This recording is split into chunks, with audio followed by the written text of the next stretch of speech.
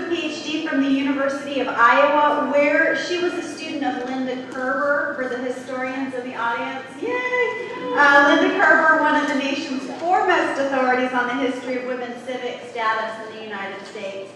Kim's scholarship offers crucial and wide-ranging insights into local, national, and international efforts to define an equal and meaningful citizenship for women. Her first book, Mobilizing Minerva, American Women in the First World War, from 2008, illuminates women's efforts to marshal their wartime service to assert a fuller female citizenship in multiple and complicated ways. It's a wonderful book.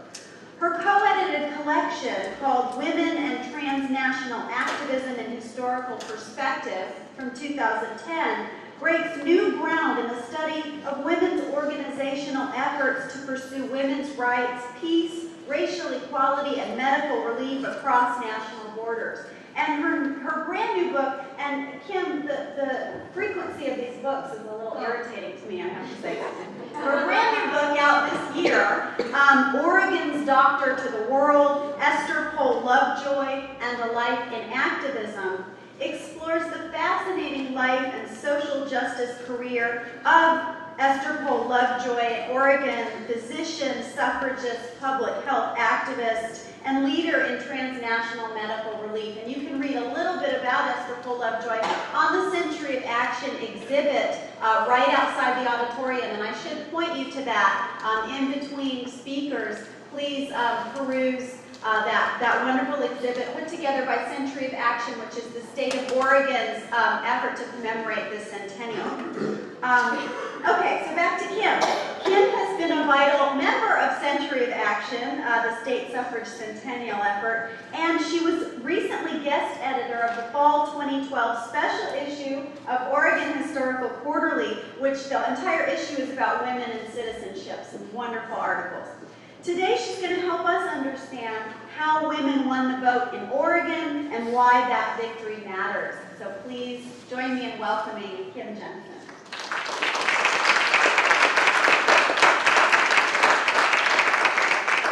Marisa, thank you so much for that kind introduction. Thank you so much for the invitation to join you today. We're getting things set up. Can you see this well, or do we need to darken a little bit more? No consensus. All right, we'll just work with it. We'll just work with it. I want to say how honored I am to be here with so many activists and scholars who have made women's studies, women's history, and women's political activism a reality for us in Oregon and beyond. So I'm very grateful for that. And I do want to let you know that one of the featured research files in this fabulous fall Oregon Historical Quarterly is by Tia Edmondson Morton and Natalia Fernandez. Shout out to Tia who's here, on the Oregon Multicultural Archives. So please take a look at that. You can take a look at my copy as well. I'd like for us to think together about the Oregon story of suffrage and why that matters so much to us today. So let's take a bit of a historical,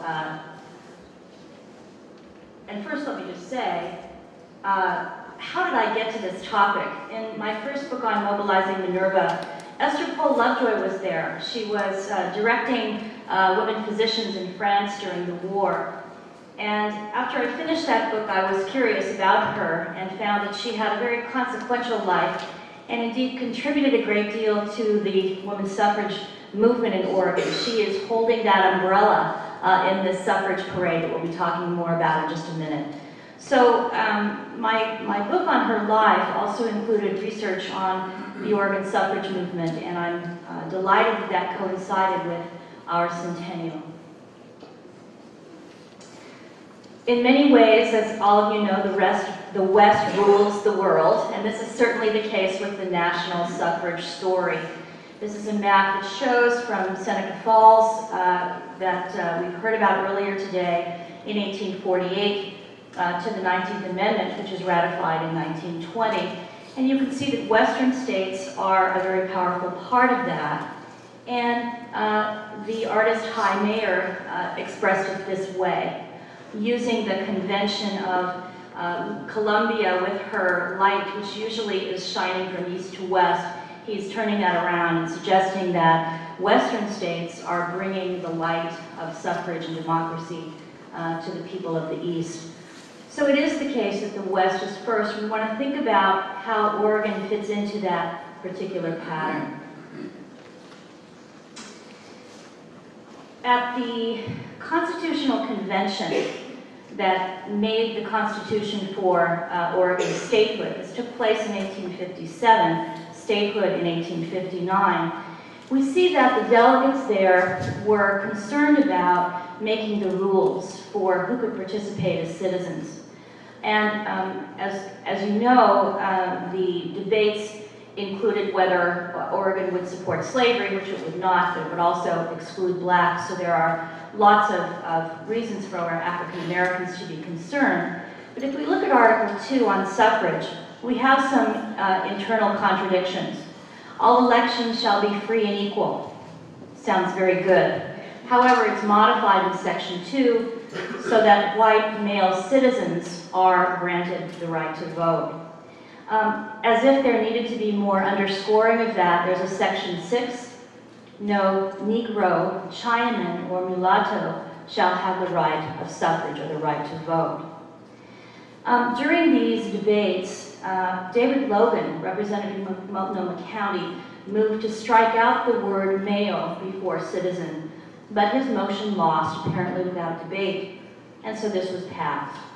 What this means is that from the very beginning of Oregon's statehood, women in communities of color and communities of immigration, and those who were a part of those communities had double challenges in their claims for the vote.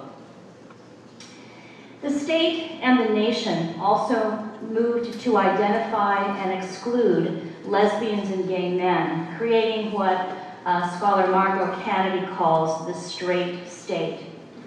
In her book by that same name, from Princeton, 2009, Kennedy notes this. As the state moved, and she means the state, the nation, but also we're thinking about Oregon, as the state moved to enfranchise women and dismantle the segregationist policies of Jim Crow, it was gradually working to construct a boundary in law and policy that by the mid-20th century explicitly defined the homosexual as anti-citizen. Kennedy's book, Kennedy's point reminds us that we have to see the achievement of citizenship rights not as a progressing linear line, but as a struggle and a contest, and even as a movement where some individuals are losing rights at the same time that others are gaining them. More about that in a bit. So we don't have that trajectory of progress. So what about the Oregon case after this 1859 statehood? One important historical moment of citizenship was after the United States Civil War. The 14th Amendment, passed in 1868, noted that all persons born or naturalized in the United States are citizens. So it's establishing this national citizenship. The 15th Amendment, with a great deal of debate among suffragists, provided for voting rights for African American men, and it was passed in 1870. Oregon was one of 5 states in the West that considered and rejected the 15th Amendment, granting the vote to African American men, and Oregon did not formally ratify the 15th Amendment until 1959. So I think it's important and significant that for Portland women, and I show you these newspaper JPEGs, so that not so that you'll feel that you have to read them, but so you know why my eyesight is going so bad, that I am devoted to newspaper research. This is from the Daily Oregonian on November 6, 1872. 4 Portland women, suffrage activist Abigail Scott Duniway, Marie Hendy, Mrs. M.A. Lambert, and also Mary Beatty, who was an African-American seamstress and activist in the Portland area, attempted to vote in the November presidential election of 1872. This was something that other women around the country were doing, including Susan Anthony. The election judge accepted their ballots, but put them under the ballot box and not inside. So even though they were not counted, those first 4 votes were very important symbols, it seems to me, that linked the claims of Oregon women with those of other activists around the country. And it's extremely significant that one of the 4 was a woman of color, and her claims were a part of that as well. Now, the United States Supreme Court struck down the claims that women had that we're citizens because we're born here so we can vote in the Supreme Court case of Minor versus Happersett in 1875. And so this meant that women and their supporters would have to work state by state and certainly at the national level to pass legislation enabling women to vote, which was a tall order and quite a struggle. The first meeting of the Oregon State Equal Suffrage Association was in February of 1873, and it was led by Oregon's first-generation suffrage leader, Abigail Scott Duniway, who focused particularly on the vote, but also made very strong arguments for what Alice Kessler Harris has called economic citizenship, the ability to pursue a profession, to have equal wages, and for women to have access to jobs that would enable them to live and provide for their families. In this first meeting, Mary Beatty again was present, and we read in this enlargement here, Mrs. Beatty, a colored lady, was next called to the stage, and she read a brief essay. My hope is that someone has a copy of that essay because we need it. We don't have it extant here, but it's very significant for us that women of color were active and present from the very beginning of suffrage organization in Oregon. So earliest organizations at the local level, 1870, and the statewide in 1873. Oregon also had a foot in the door, an opening wedge to complete suffrage, passing legislation in the years, actually before it became a state and then early in statehood, that women could vote in school elections. Now, why might this be the case? Why might there be more support among male legislators for women voting in elections for their school districts, for their county school reps? Any ideas? Yes. Please, in the back. Yes. I think that might have to do with the fact that the male, when the male would be voting to more for the education anyhow, as long as Absolutely. Great answer. You've got 100% on that one. The idea here is that this did not really challenge conventions that women were responsible for the education of their children. And so this is earlier than other states, not the first, but certainly part of Oregon is first here and ahead of most of the nation. There will not be a test on this after, but I'm just putting up here a couple of some figures to give you a sense of the powerful struggle and the 42-year-long struggle from the vote. So if we have a 1870 beginning through 1912, and it's also the case that Oregon placed the question of votes for women on the ballot 6 times, more than any other state. And the first 2 were really fueled by Abigail Scott Duniway and the first generation of suffragists. After 1906, the second generation is certainly participating here. You can see that the population of Oregon is growing as well, and just a continuing gender imbalance of men, so that is certainly a demographic issue as well. In 1906, as we'll see in just a moment, Oregon was on center stage, Oregon suffrage campaign, and it was a good run, but not a successful one. And in 1908 and 1910, there was dwindling support for suffrage, particularly in 1910. Abigail Scott Duniway decided that she would mount a taxpayer suffrage. And you've heard about the issue of taxation without representation. So she hoped for another foot in the door in 1910, which would be that all tax-paying women could vote. Labor organizers, members of labor unions, socialists, many progressives said, this is really granting suffrage to the elites. We don't want to go there. And so there was really dwindling support, and you can see not a lot of electoral support either. The 1912 is an important difference, and we'll talk a little bit about why that is. In 1905, at the Lewis and Clark Exposition, the National American Suffrage Association leaders were invited, they came, and Oregon had a very important political tool by 1905, and that was the initiative process. The initiative process, put in place by 1902, said that rather than 2 successive legislative sessions acting in support and then voters' support, voters could put something directly on the ballot. It was part of the progressive era focus on bringing the power of government to the people. And so nationwide, Oregon was really one of the first to use this power. And so for the 1906 campaign, there was really a sense of possibility. And Oregon represented that new hope and became the focus of national attention, as well as very important local work. That campaign also utilized the new mass campaign techniques that we'll be talking about for 1912. There were conflicts, there was defeat, because many people realized that suffrage might mean that business owners might have to treat women workers well.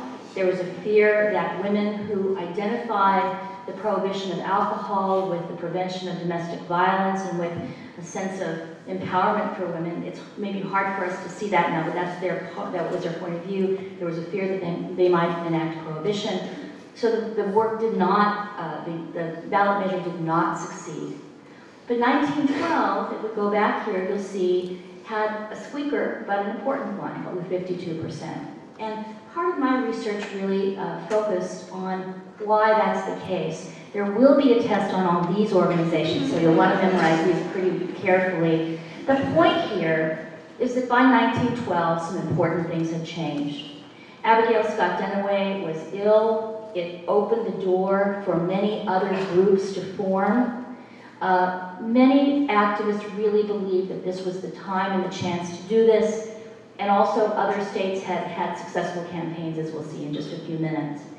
And so in Portland alone, there were over 23 suffrage associations that involved neighborhood groups, communities of color, religious organizations, endorsing organizations included labor organizations, and the Women's Christian Temperance Union, and the Grange, a very important contributor as well. So coalition building at the grassroots level.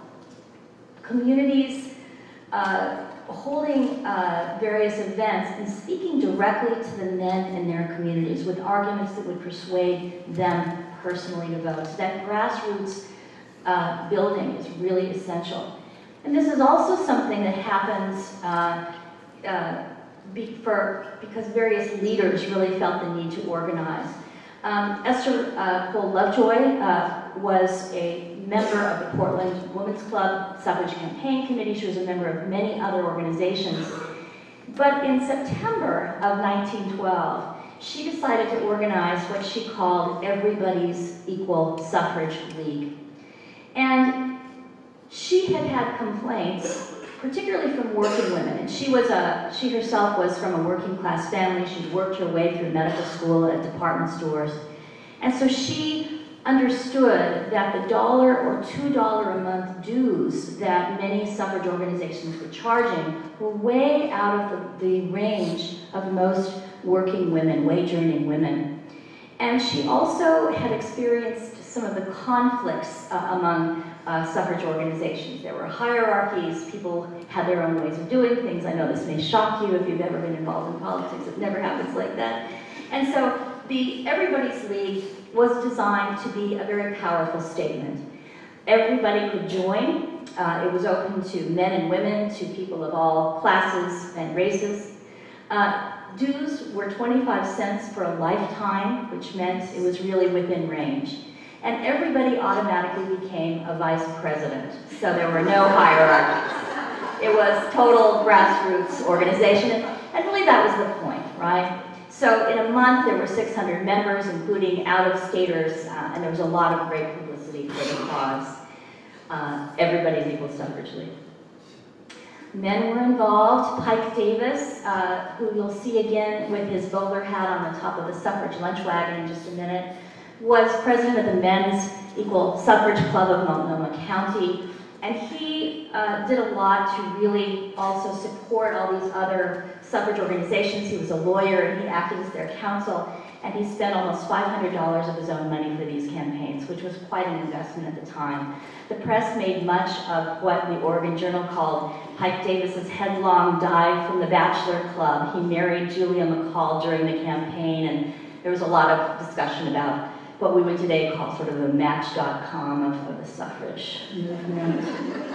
Lots of male politicians and would-be politicians joined this club immediately. They understood that it was quite likely that that would happen, and they would have a lot of new constituents. It's also the case that there were many, many groups. One of my favorites, the Stenographers, Equal Suffrage League, focused on really representing women and some men, but women who were working in this very important industry before mimeographing, right, before Xeroxing. And they also wanted to initiate a movement that would also continue after suffrage. So occupational groups. Josephine Hirsch, who was one of the wealthiest women in Oregon, part of what would become the Meyer and Frank store dynasty, was the part of the national board of the National Council of Jewish Women and also part of the leadership of the Portland branch. She brought many elite women and men into her Portland Equal Suffrage League. This was very important because many of the anti-suffragists were those who were well-heeled, who were financially well-off, who didn't really have, actually would oppose a change in the status quo. And so Hirsch really brought in many elite Portlanders and Oregonians to the cause, which was very important.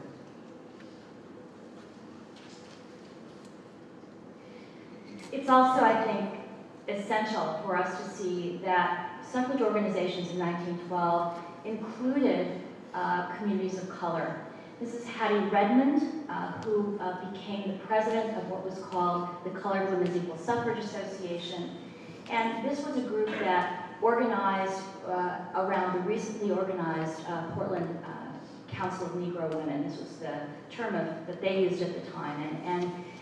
So they were very interested in organizing and speaking directly to African American men. They were part of the Oregon Colored Women's Council. They were also part of the State Central Association. So I think their participation is really crucial for us to see coalition building and grassroots organizing.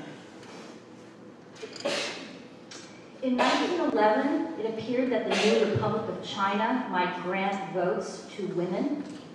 And so Chinese American women in Portland organized their own Equal Suffrage Society and invited white women to this luncheon in April of 1912 and spoke about the importance of the Pacific Rim and the ways in which women were being empowered across that region.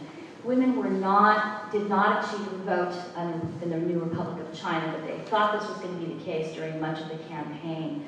And so it allowed Chinese American women like Mrs. Dr. Chan, Mrs. S.K. Chan, to speak out about her own transnational identity as a woman, as a doctor, and as a Chinese American woman. So the Oregonian reports in September of 1912, in one or other of those leagues or societies will be found women in almost every walk and occupation, women of wealth and women in less fortunate circumstances, business women and society women, white and colored. So the press is also noting the importance of this grassroots coalition building that crossed very important, limited the very important lines of race and class. This was true statewide. There were some 70 organizations across Oregon itself. So again, we know about how successful grassroots organizing can be. There was no just one organization, and across the state, many clubs are organizing.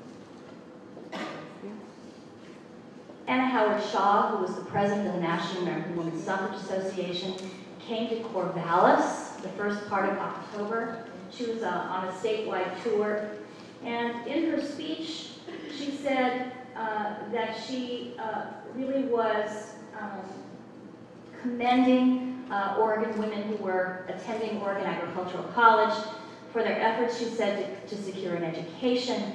Preparation, she said, that would enable them to come back to their own, and really for women to do their full duty by the nation. So there was just a great deal of participation, and certainly Corvallis was a part of that.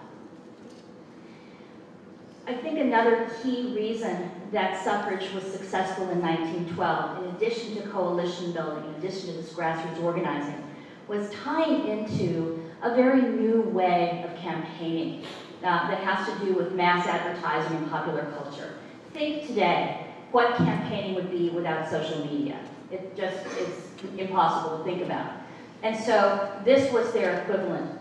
This is one of my favorites. This is an advertisement that would appear before the show started in the theater. And it's capitalizing on the argument that Oregon is surrounded by equal suffrage states. So you've got, happy couples, happy heterosexual couples in Washington, Idaho, and California, and poor Oregon, right? It's not good that man should be alone, and poor Oregon. So vote yes to help this poor man out. And the press commented, the message is really obvious. He's lonely and dejected and needs some support and help. The suffrage lunch wagon is really a powerful symbol of this.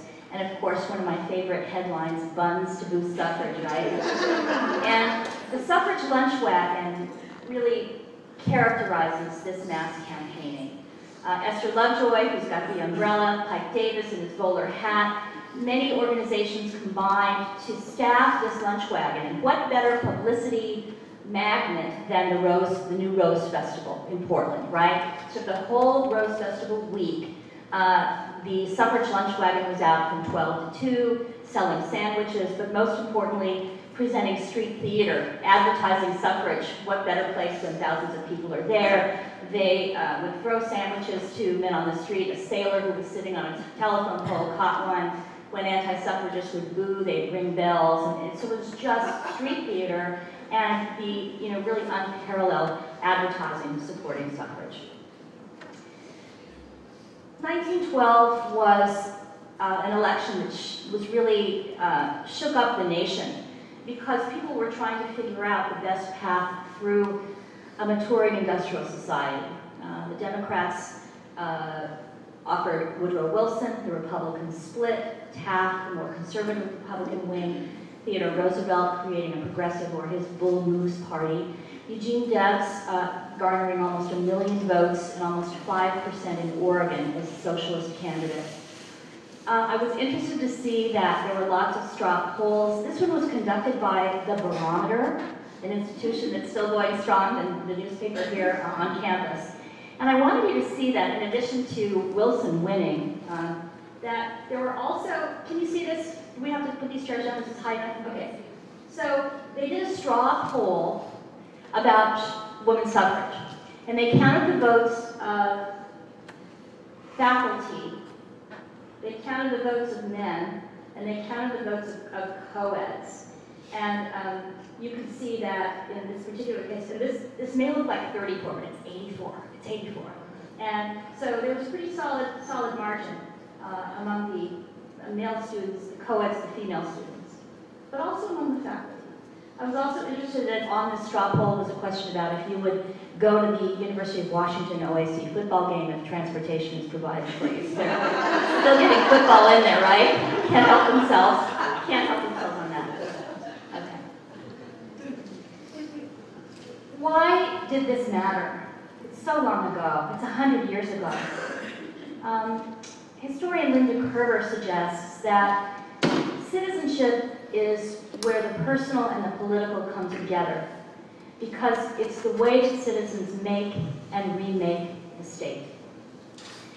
And I think that voting matters, but also it matters what happened and what still needs to happen after 1912. Let me suggest a few things. After 1888, Native American women across the nation, but in Oregon too, who married U.S. citizens in state-sanctioned ceremonies became citizens themselves. Provisions of the Dawes Act provided for citizenship for tribal members who took part in the allotment system, meaning they gave up a lot of land. But it's not until 1924, with the Federal Indian Citizenship Act, that all Native American women and men in Oregon could vote. So I think that's a very important thing to remember. 1912 is not the only marker. Certainly, in the history of our state, women have been drivers in the restoration of Native American tribes, claiming both U.S. citizenship and tribal sovereignty and citizenship along the way in the 1970s, 80s, and beyond. Federal immigration exclusion law enforced for all groups, it was not until 1952 that all groups of first-generation Asian immigrant women and men could obtain naturalized citizenship and vote. It's also the case that a federal statute passed in 1907 and enforced through 1922 provided that a woman who was a U.S. citizen lost that status and its privileges, including to vote, if she married, according to the statute, a foreigner, a man who did not have U.S. citizenship. The law required her to take the nationality of her husband. So this suggests that citizenship is fragile and that we must remember that 1912 is a very important milepost, but certainly it is also not achieving the vote for everyone. This is Marie Equity. We have to think about the fragility of citizenship in a white, male, straight state, and Marie Equity's case illustrates this very powerfully. As her biographer, Michael Helquist, notes, with a courage and conviction unusual for her time, and she was an active suffragist in 1912, Equity openly enjoyed associations with other women that would readily be called lesbian relationships today. For 15 years, she lived with a niece of the Olympia Brewing Company founder. She adopted an infant girl whom the two women raised. So she was out. Equity opposed the First World War and was surveilled by the FBI, charged under the Espionage Act during World War I for speeches against the war, which then were illegal, and convicted and served for 10 months in San Quentin prison. Her lesbian identity, Kathleen Kennedy notes, was a factor in her persecution and prosecution. For example, William Ryan, the Justice Department agent in charge of her case, apparently hit Equity and pushed her lover, Harriet Speckert, to the ground. So just as Marie Equity was gaining suffrage as a woman, she was encountering greater persecution as a lesbian. There are many other examples of the fragility of citizenship.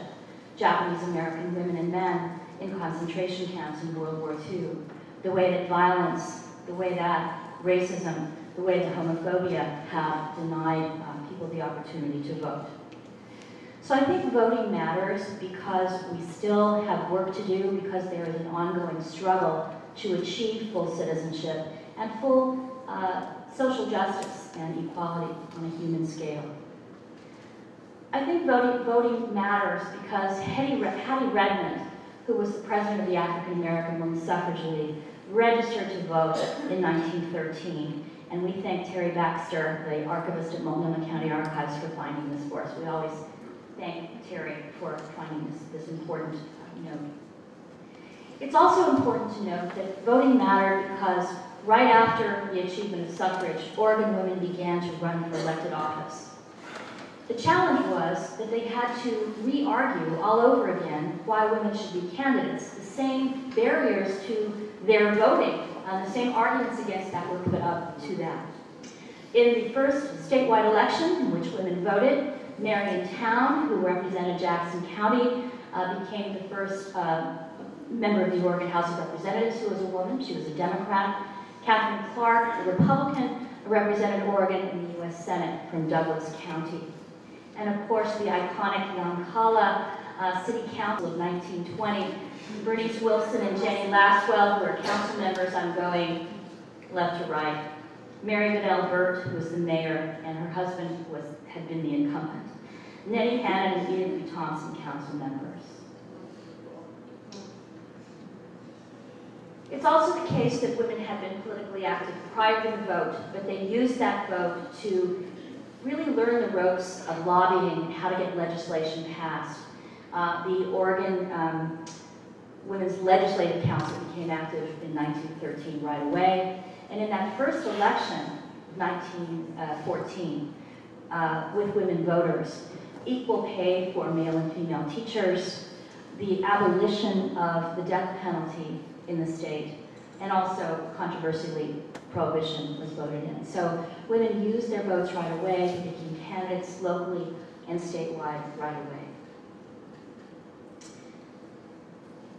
Another reason that I think we can see illustrated why the vote matters is by looking at the lives of Oregon activists during and then beyond their suffrage activism.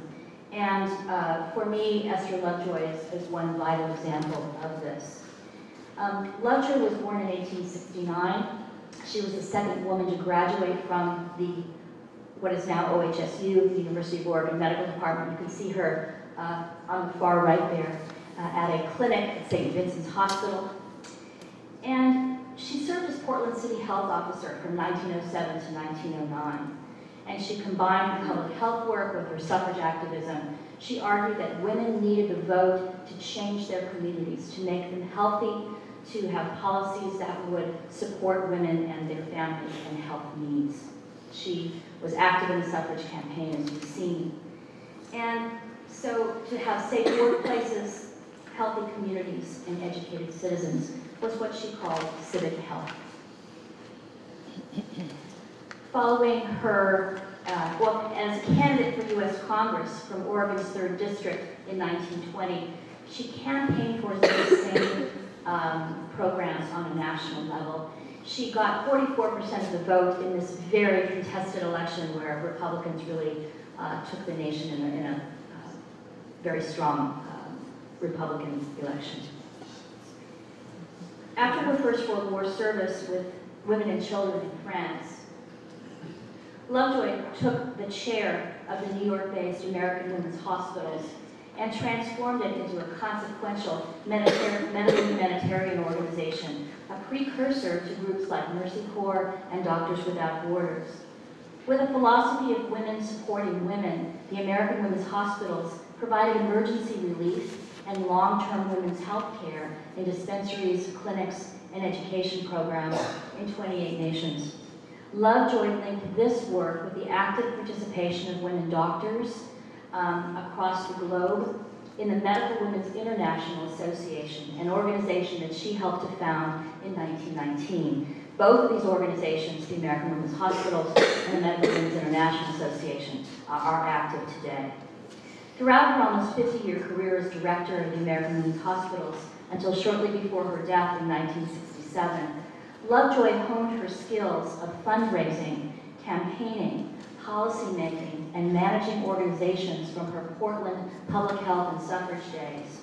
She transformed her local program for civic health into a blueprint for what she called international health, building global alliances among women empowered in their local communities to achieve social justice through health, education, jobs, and an end to poverty and discrimination. 21st century activists and policymakers recognized what Esther Lovejoy worked to achieve. Women's health and civic empowerment are at the center of programs for successful communities and nations. The 2012 election underscores in a very dramatic way the importance of women's health and agency in this state, in the nation, and beyond. I think knowledge of Esther Lovejoy's story and the stories of many other Oregon women who took action to achieve the vote, often at great sacrifice and across many years of struggle, and then used that vote to transform their communities, helps us see why women's suffrage matters. It's important to note that we still have a struggle ahead, but I don't think that diminishes at all what they achieved. It illustrates how hard social change can be and how powerful the forces are that oppose social justice for everyone. I hope this legacy is something that you will come to know and that you will hold on to that as you move forward to take action for your own quest for social justice. And I hope that this Oregon story helps you think about that as you mail in your ballot and as you take action in those other ways that we have as tools for citizenship. So thank you very much.